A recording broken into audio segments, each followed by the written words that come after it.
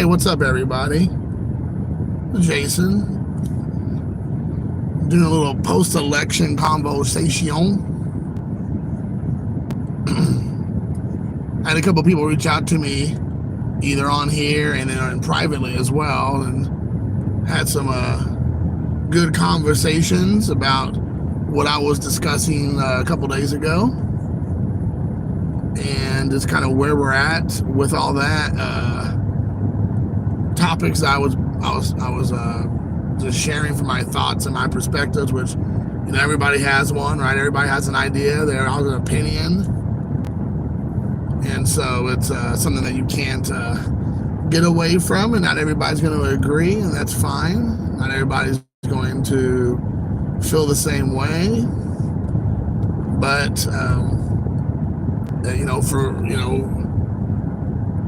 for me, it was a good day. And I think now it'll be interesting to see how things shake out. I'm definitely interested to find out where everybody comes down now that it's the only thing that's left now is the weeping and gnashing of teeth. And we're going to have to move forward from that. You know, where I work is a very divided area, which is, kind of, emblematic of the country, right? It's like pretty, you have people have very passionate on both sides of the aisle, a lot of the different issues. And today was an interesting day. You have some people who don't want to talk about it at all. Because if I think if it was the other way around, I definitely would not have been in the mood to talk. You have other people who kind of want to discuss and kind of pick your brain and ask you some questions, like what your thoughts are on certain things and what you saw, what you heard, what your feelings were. And, it was interesting to have that dynamic, or, I guess dynamic would be the right word there. And it was just very interesting to see that. I was trying not to be overtly obnoxious, I don't think. I was trying to be humble, which is not my, the people who know me know that's not my best quality. So I'm a pretty passionate person. I kind of keep it somewhat subdued on the old interwebs or whatnot. But I try to keep it somewhat, not just so obnoxious, right? No one wants to deal with that, and I don't know if I was on the other end of it, I definitely don't want to see it and deal with it. That's for sure. So I was trying to keep that in my mind. So yeah, I mean, it was definitely kind of surreal, because you don't know if you're here in America and you give a damn. You probably voted. And you probably feel one way or the other because that's why you voted, right? I mean, if you don't give a shit, then you're not going to vote. Obviously, you're just like, well, what? They're all crooks. They're all liars. They're all pieces of shit. None of them can be trusted. So you're probably not going to vote anyways. And if you do vote, it's kind of weird because if you feel that way, but you still voted, so you do give a damn in some capacity, right? So I never understood that. There's a guy in my office who actually acts like that. He acts like he doesn't give a shit and everybody's a crook. And then he's like, well, I wouldn't vote today. I'm like, that doesn't really ring true, but okay, buddy. So who knows? I don't ask any questions because I quite frankly I don't care that deeply about it. So if you do vote, you probably do care. But the thing is, regardless of how it came down, if you're pro-conservative, pro-Trump, anti-Trump, anti-conservative, anti-Republican, pro-Republican, whatever, you're on the other end, I feel like there has to be some sort of deep soul searching if you're on the other side. I mean, you just have to think about it, because not only did he win the Electoral College, which is the argument that the other side has made for the better part of 10 years, and that, it's an archaic thing and we should get rid of it and blah, blah, blah, blah. Well, he won the popular vote also this year, which hasn't been done in 20 years, I believe, if I heard correctly, since I think, was it Bush in 2004? Yeah, that would have been Bush, right? No, Obama would have been in 2004, right? Does that sound right? No, it would have been Bush. Yeah, because Obama was in 08. Yeah, so that would have been Bush who won in 2004, both the popular vote and the Electoral College. I understand correctly. I'm sure somebody can correct me if I'm wrong. I'm not trying to say that's 100%. But anyway, so he won the Electoral College and he won the popular vote. And it's right now, things have changed, but right now it's like 5 million, if not 6 million more than the other person, Kamala Ding Dong, whatever it is.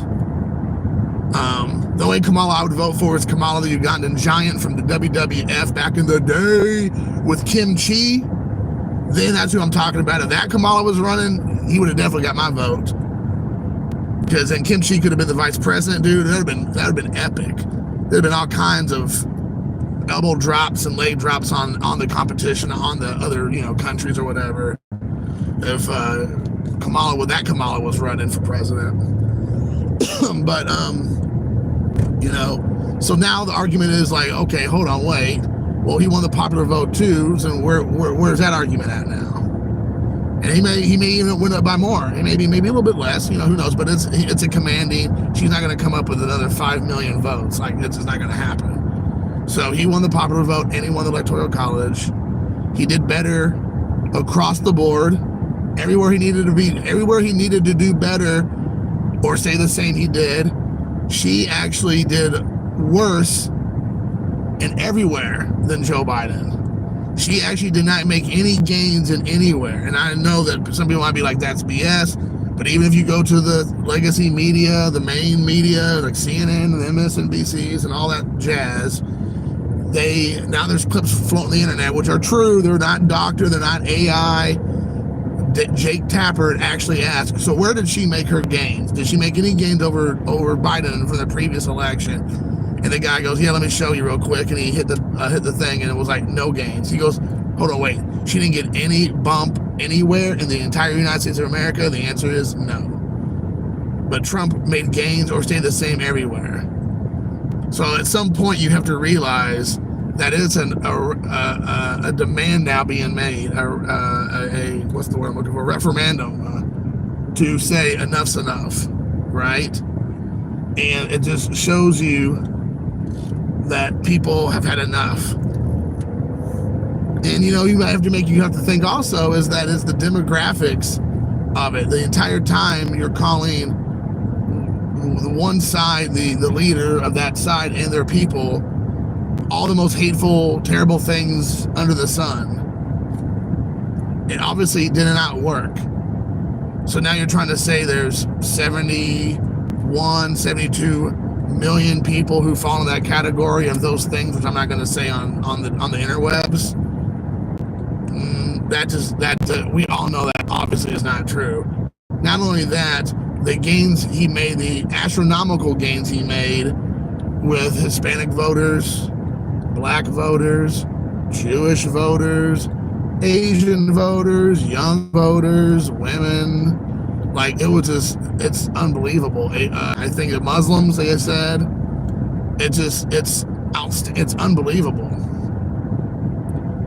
And you eventually those kind of scared tactics and those kind of just like smear campaigns on anybody and everybody who's associated with Trump, like you got to go back to the drawing board and go, well, obviously that didn't work. So there's going to have to be, like I said, a lot of soul searching. I mean, I was talking to one of the ladies in my office, and her and I are the exact same age, and we grew up the exact same way. Well, she's from out on the West Coast actually, but we grew up in the same.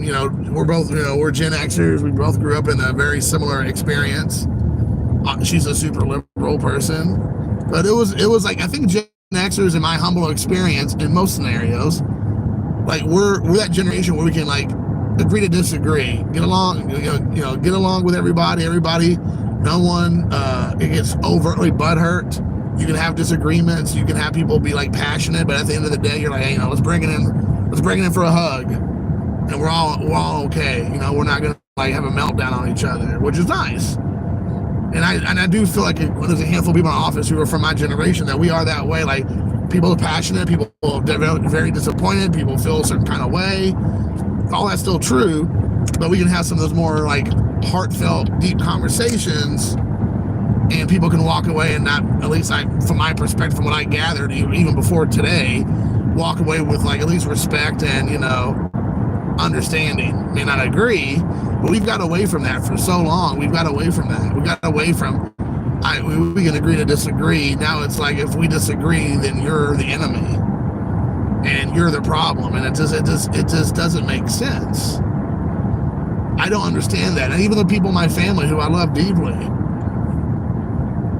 like I called up my aunt today, and I said, you know, she was a hardcore liberal, and I called her up and I go, I'm just doing a wellness check on you today, and she's just like, oh, Jason, you and your supporters out there for old Trumpy. That's what she always called him, Trumpy. So, and I was like, yep, you're right, Aunt. I know, old Trumpy pulled through. I know you couldn't believe it. I told her that it was going to be a landslide and that he would win both the Electoral College and the popular vote. And I also told that to my boss and my two bosses. You know, we have multiple bosses in my office, and they were laughing at me in my face over the last week. They're like, are you out of your mind? They're like, he's going to lose, and you're not going to even be able to come into work tomorrow. That's what they would say to me. And my aunt was the same way. And, you know, so I could have came in hot, gloating, and like doing a Fortnite dance, dropping the L on him and all that kind of stuff, and just being obnoxious, but I kept it classy. I'm a classy guy. I put the ass in class. And so I did all right, you know, and it was difficult. I mean, I got to say, I want to just be obnoxious. I want to, you know, because I know for a fact if it was the other way around, it would have not been the case. It would have been like all gloating and in our faces and just being like, we told you so, and blah, blah, blah. Because that's what it's been like for the last 4 years. Every time. Without a break, it's been that way. So this would not have given them any reason to win gracefully, that's for sure. So yeah, I mean, but I had a lot of people reach out to me privately, because quite a few people know me personally on here through my Facebook, through my own phone number, things of that sort. And we were talking, and then some people made some messages, which I appreciate.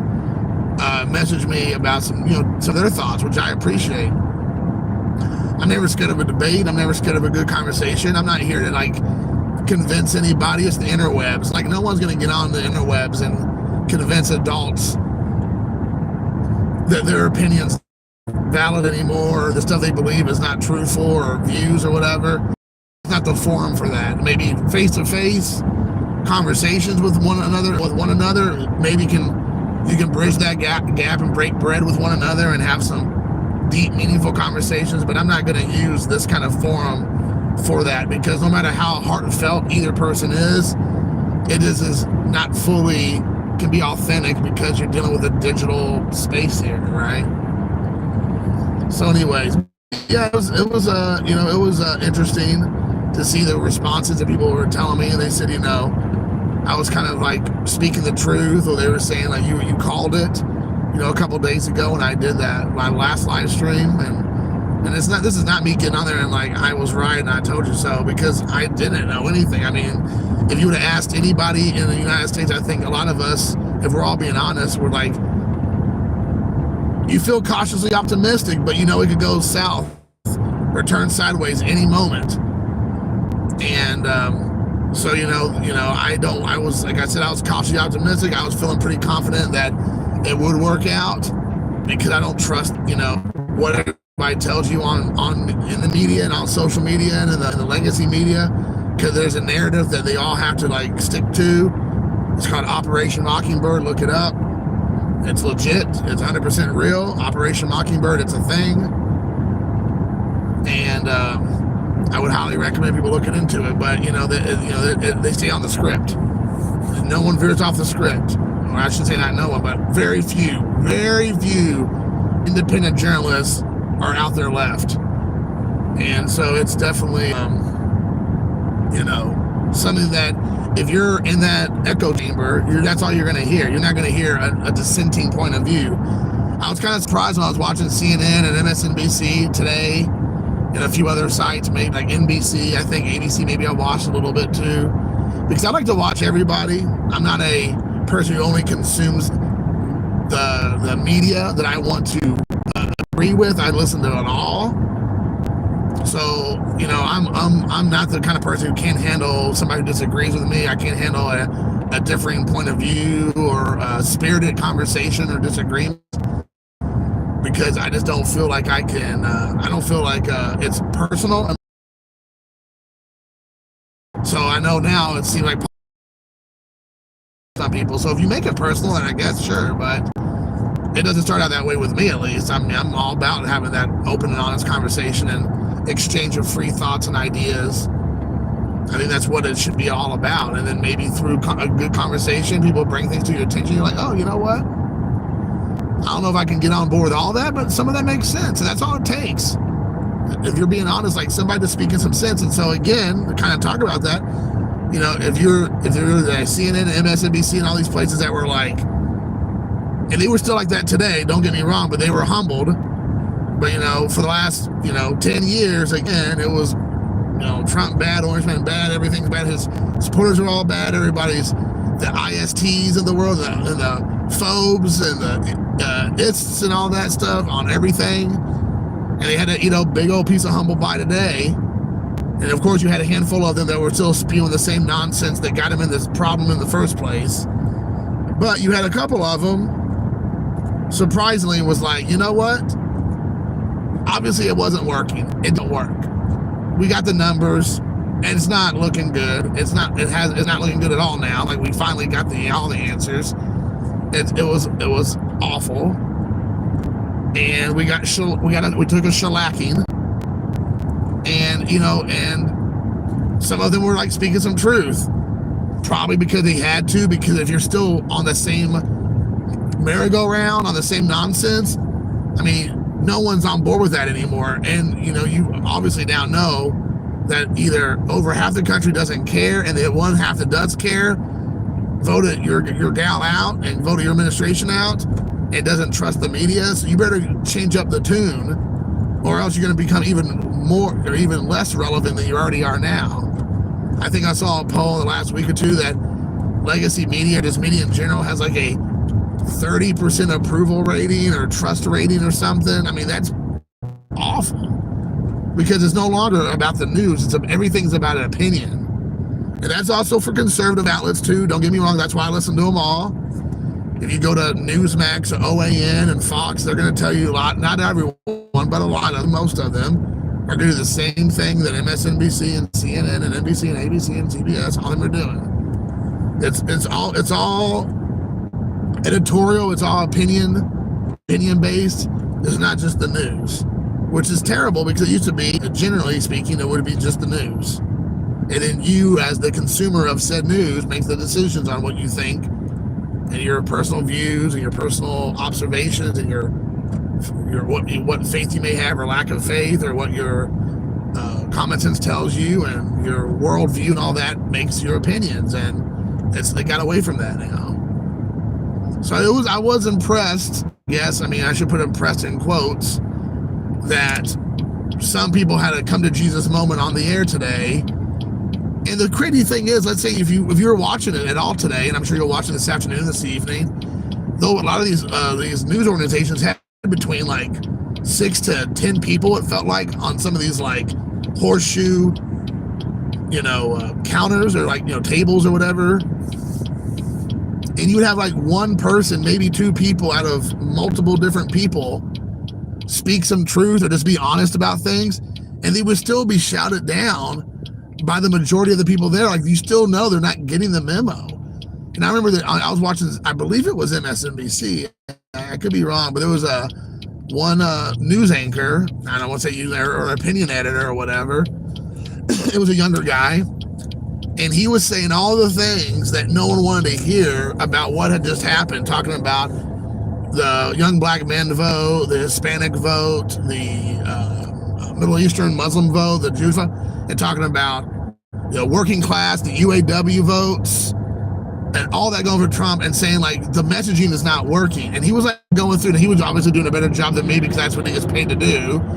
And he would just have this bullet point. You could just tell he was obviously like he had his research. He was like boom, boom, boom, boom, boom. And then they came to a point that the majority of the hosts or other people there didn't want to hear it. They were like shouting him down, and they were like, oh, well, you can't look at it from only that perspective, and Trump's bad and blah blah blah. They went back to the old same tired narrative, and he actually had the balls to be like, so what you're saying is the whole reason why the outcome was what it was, because you're not taking a look at the facts, you're not taking a look at the data, and you're not stepping back and taking a look at the bigger picture. But some of them just refuse to accept the reality of where they found themselves at today. So, I mean, it's the whole thing. You can lead a horse to water, but they won't. But that doesn't make them want to drink it, right? Don't drink, but they don't want to. And it's the same idea, right?